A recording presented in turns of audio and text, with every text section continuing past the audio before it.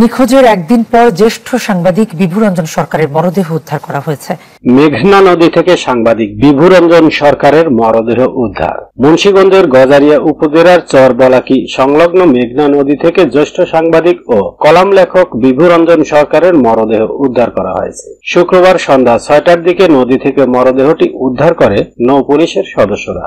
Dhaka metropolitan পুলিশের রমনা বিভাগের উপ পুলিশ কমিশনার মোহাম্মদ মাসুদ আলম বিষয়টি নিশ্চিত করেছেন। তিনি জানান, মেঘনা নদীতে মরদেহ পাওয়া গেছে। রমনা থানার ভারপ্রাপ্ত কর্মকর্তা মোহাম্মদ গোলাম ফারুক জানান, উদ্ধারকৃত মরদেহের ফুটেজ দেখে এখনো কনফার্ম হতে পারেনি। মরদেহের বেশ কিছুটা পরিবর্তন ঘটেছে, ফলে পুরোপুরি কনফার্ম হওয়া যাচ্ছে না। তবে বিভুরঞ্জনের পরিবারের সদস্যরা মুন্সিগঞ্জে যাচ্ছেন মরদেহ শনাক্ত করতে। বিভুরঞ্জন সরকারের ছোট ভাই চিররঞ্জন সরকার জানান, আমরা ঘটনাস্থলে রওনা দিয়েছি। পুলিশ যে ছবি দেখিয়েছে আমি নিশ্চিত ছবিটি দাদার।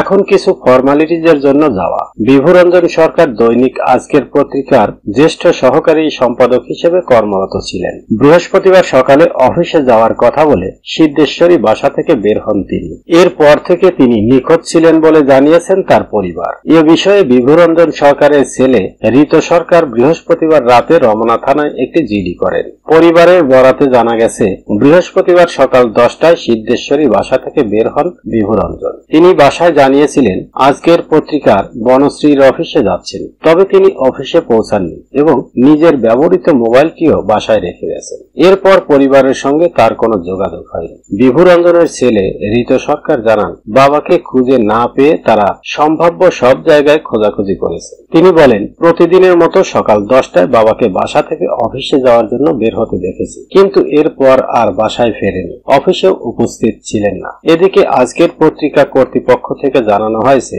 গত 16 আগস্ট থেকে 7 দিনের ছুটিতে রয়েছেন তিনি। এছাড়া 21 আগস্ট সকাল 9:15টায় বিভুরঞ্জন সরকার একটি লেখা bdnews24.com কে মেইল করেন। ফুটনোটে তিনি লেখেন, জীবনের শেষ কথা হিসেবে এটা ছাপতে পারেন।